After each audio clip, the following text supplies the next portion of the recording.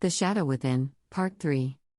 Get out of my head, Jack shouted, clutching at his temples. His voice sounded small, lost amidst the symphony of terror that swirled around him. The sky above churned with an unnatural blackness, swirling with the shadows of creatures too horrific for daylight's mercy. Jack, Sara called out, her voice piercing through the haze of Jack's nightmarish visions. She approached cautiously, her figure a beacon of reality against the otherworldly visions unfolding before him. He turned towards her sharply, his eyes wide with confusion and raw fear. "You shouldn't be here," he growled, a hand reaching out to ward her off. "It's not safe." "Jack," Sara repeated, stronger this time. Her heart hammered in her chest, but she stood her ground. "I saw the shadow again today, around you. It's like nothing I've ever seen." She took a step closer, her blue eyes scanning his face for some semblance of the man she had been observing from afar. "I want to help," Sara exclaimed. "Help?" Jack scoffed, his laugh hollow. "There's no help for this. It's a curse. A damnation." He turned away, as if to shield her from the darkness that seemed to cling to his very soul. "Maybe," Sara conceded, her voice wavering but insistent. "But there has to be a reason. Maybe together we can." "Stop," Jack interrupted, the words slicing through the air. The sounds of the otherworldly beasts faded momentarily, replaced by the sharp intake of Sara's breath. "Look at me, Jack." Sara's tone was soft but determined. "Whatever this is, it's affecting you. Look at you, aren't you? You look drained?" Jack's shoulders slumped, the fight leaving him as he nodded slowly. "Yes," he admitted, his voice barely above a whisper. "I don't know what's happening to me." "Let me help you," Sara urged, her resolve hardening. "Together, we can figure this out. We need to understand this shadow, and you need to be free of it." He looked at her then, truly saw her, the fierce determination in her eyes, the way she seemed ready to face the abyss for answers. Something akin to hope flickered within him, quickly smothered by the dread that never left him. "Fine," Jack relented, the word heavy with trepidation. "But we do this my way. Slowly. Carefully." "Agreed," Sara nodded, her mind already racing with possibilities. There was so much at stake, so much unknown. But one thing was certain, she could not turn back now. As they stood in the alley, the world around them felt suspended between two realms, one of light and one of unimaginable darkness. And somewhere within that darkness lurked answers they both sought, answers that could either bind them or sever them from this plane forever. With a deep breath, Sara fortified her will. This was just the beginning, she knew. The real journey into the shadow that entwined Jack's existence, and now hers, lay ahead. And she would face it head-on. Sara watched the shadows dance across Jack's face, the flickering street light casting a sinister glow that seemed to accentuate the dark circles under his eyes. "We need to be cautious," she said, her voice steady despite the tremor she felt inside. "If this thing is as dangerous as it seems." "It's not just dangerous, Sara." Jack's voice was thick with fatigue, a man teetering on the edge of an abyss he could neither escape nor comprehend. "It's lethal." She inhaled sharply, the weight of his words settling like a lead cloak upon her shoulders. Her mind raced with the implications, every instinct screaming at her to flee, to preserve the solitary life she'd so painstakingly assembled. But the same resolve that had always kept her afloat in a sea of solitude now anchored her firmly to this place, to this moment, to Jack. "Then we'll face it together," she declared, the determination in her tone belying the cold fear that coiled in her gut. Jack turned away from her, staring into the void of the alley as if he could see through to the horrors beyond their world. "You don't understand what you're saying. You haven't seen." "Show me." The words escaped her before she could rein them in, a reckless challenge thrown at the feet of the unknown. A low growl echoed in the distance, a sound that should not exist in the concrete jungle of the city. Both of them froze, ears strained against the night. The growl morphed into a series of clicks and guttural whispers, sounds that no human throat could replicate. "Did you hear that?" Sara's question was barely audible over the pounding of her heart. "Every night," Jack murmured, his gaze never leaving the darkness. "It's closer now than ever before." Action surged within her, a compulsion to move, to do something, anything, to combat the dread rising like floodwaters around them. "We should go," she said, stepping back, her sneakers scraping the pavement. "Wait." Jack reached out, his hand trembling as it hovered above her arm, the shadow around him roiling with agitation. Jack? Uncertainty threaded her voice, her eyes locked on the undulating darkness that embraced him. Something's happening. His breath hitched, a man grappling for purchase at the precipice of reality. I can see. I can see it again, the other side. Jack. Sara grasped his hand, the contact searing as if his skin were charged with the static of the storm brewing around them. His eyes snapped to hers, wide and brimming with terror. Run, Sara. Now. But it was too late. The air around them thickened, the fabric of their world tearing at the seams. A howling wind erupted from a fissure, carrying with it the stench of decay and the screams of creatures not bound by earthly laws. Jack, she cried out as the darkness surged forward, enveloping them both in its cold embrace. The world twisted, reality buckling under the weight of the shadow being. And then, there was nothing but the void, the monstrous echo of a realm where nightmares walked unchecked, and the chilling realization that they might already be too far gone to save. Jack's breath caught in his throat, an icy dagger of pure fear stabbing through him as he stood at the precipice of the void. Blackness yawned before him, a cosmic abyss where shadows writhed and twisted into forms too grotesque for the human mind to comprehend without fraying at the edges. Among them, a monstrosity loomed, a colossal slug-like creature devoid of eyes, its height rivaling that of a bus.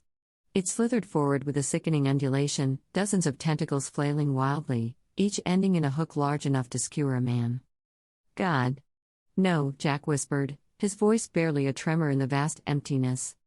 The creature's presence was overwhelming, like a suffocating wave of terror crashing over Jack. Those hooks, metallic and cruel, seemed to beckon him closer, promising nothing but agonizing death. He could not move, his feet planted as if the very ground had claimed them for its own. The monster moved closer, its oversized mouth gaping open, revealing rows upon rows of serrated teeth that dripped with a viscous, greenish-black ichor. Is this it? Jack thought, his mind recoiling from the sight. Is this where my dark hunger leads, to be devoured in the darkness I've courted? Jack. Sara's voice sliced through the nightmare, sharp and urgent. Her hand clamped onto his shoulder, grounding him with the force of her grip. It was the jolt he needed, his paralysis shattered. Together, they turned, fleeing from the encroaching abomination, their feet pounding against the unseen floor of the void. The rift, that tear in reality through which he had stumbled, beckoned like the promise of sunrise after the longest night. Move, Jack. Now, Sara urged, half pulling him along. Right behind you, he gasped out, every fiber of his being screaming in survival instinct. They plunged through the rift just as the air seemed to solidify behind them, the portal snapping shut with the finality of a closing jaw. They tumbled onto the cool concrete of the earthly realm, panting and disheveled, the echoes of otherworldly horrors still ringing in their ears. Are you okay? Sara asked, her piercing blue eyes searching his face for any sign of injury or worse, lingering madness. Why yeah, Jack managed to stammer, trying to anchor himself to the normalcy of her concern. I think so. In that moment, time betrayed them. Sara glanced at her watch and her brow furrowed in confusion. Jack, how long did you think you were there? Seconds? A minute, maybe? He replied, his voice laced with uncertainty. Over an hour, she said, the weight of those words hanging heavy between them. Impossible, Jack murmured, but the truth was laid out on Sara's wrist, an hour lost to a realm where human laws held no sway, where dark appetites had almost led them to a grim fate. And yet, Sara had pulled him back.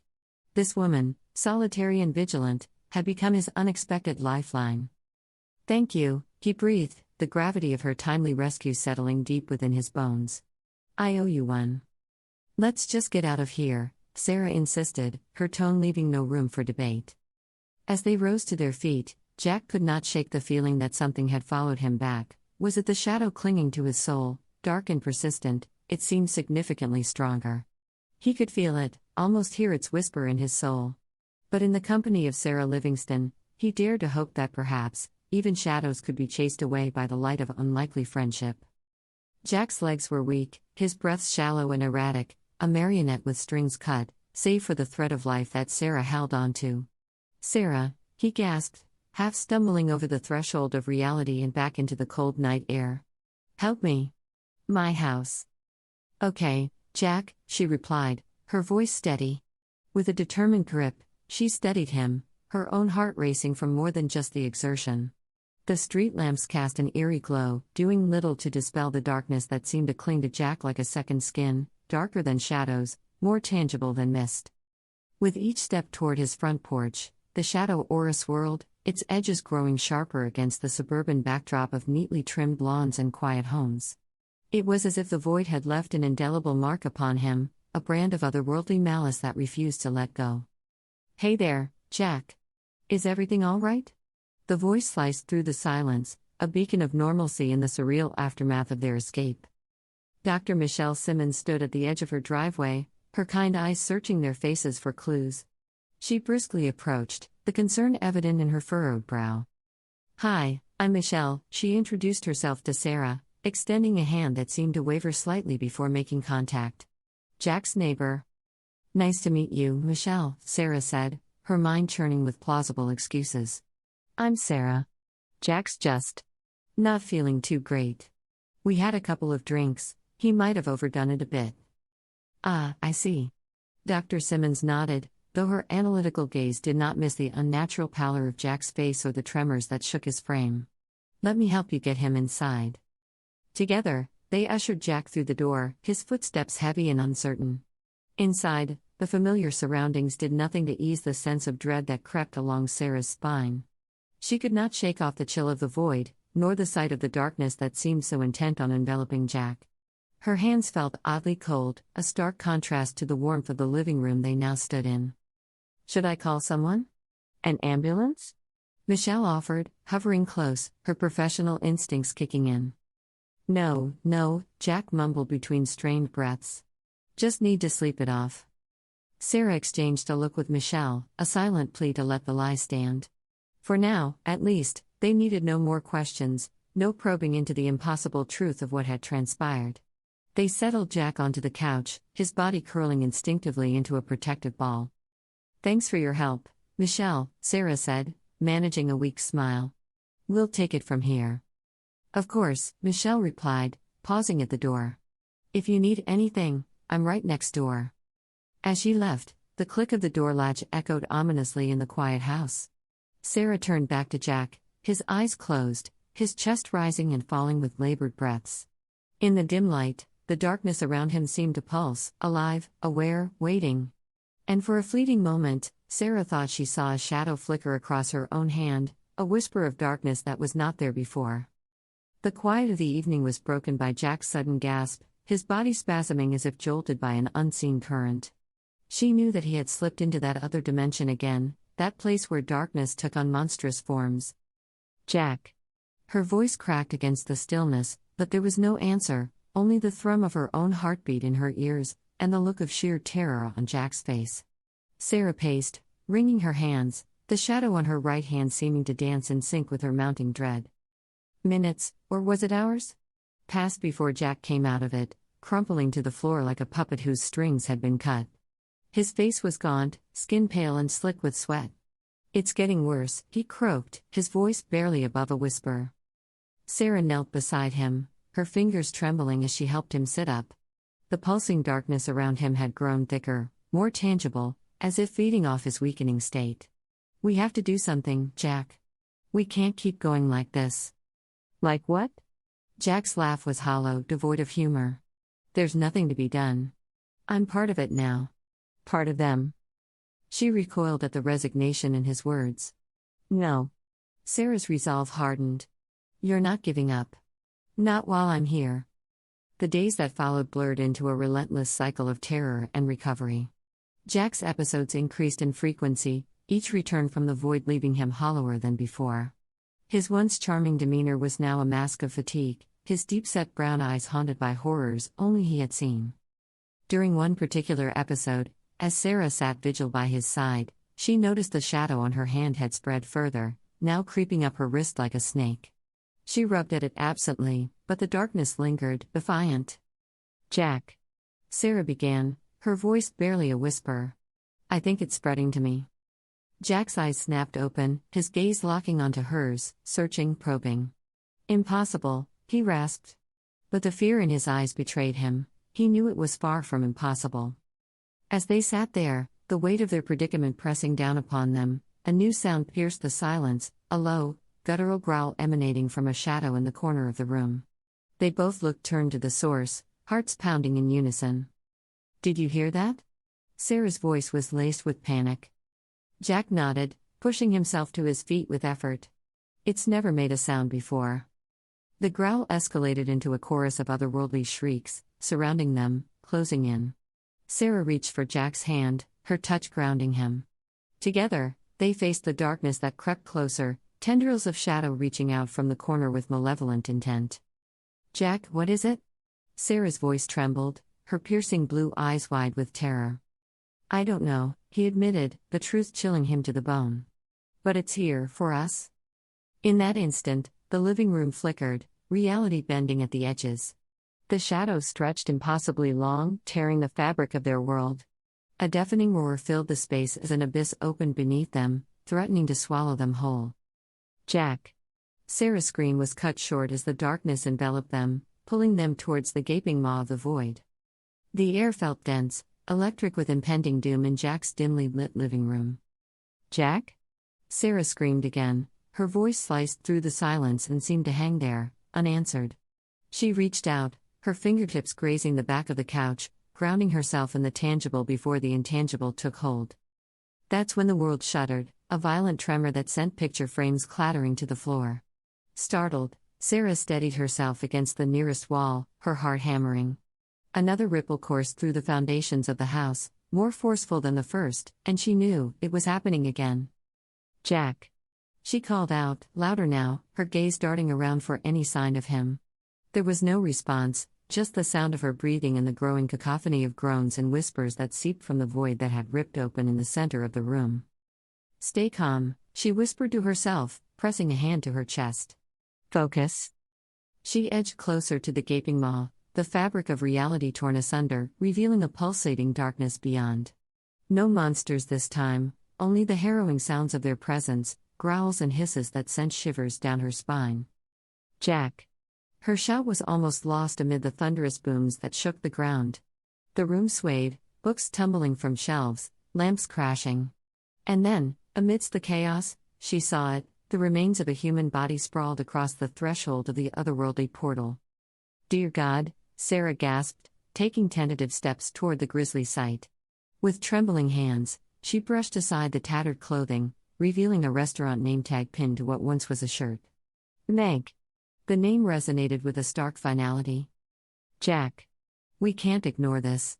Her voice broke, but determination laced her words. She needed to find him, to pull him back from whatever brink he teetered upon. "Here," a hoarse whisper replied, barely audible over another ground-shaking boom. Jack emerged from the shadows, his features contorted in terror. "Let's go." Sara grabbed his arm, pulling him away from the abyss just as something colossal seemed to move within, sending vibrations through the air itself. They stumbled back into the real world, the void snapping shut behind them, leaving an oppressive silence in its wake. Sara's breaths came in ragged gasps as she clung to Jack, both of them trying to process the horror they'd narrowly escaped. "Look," Jack rasped, pointing to her clenched fist. Sara opened her hand, the blood draining from her face as she stared at the tangible piece of the nightmare, the name tag Meg lying innocently in her palm. Proof. They had crossed into another world, and it had followed them back. Continue the story with Part 4. Don't forget to like and subscribe for more.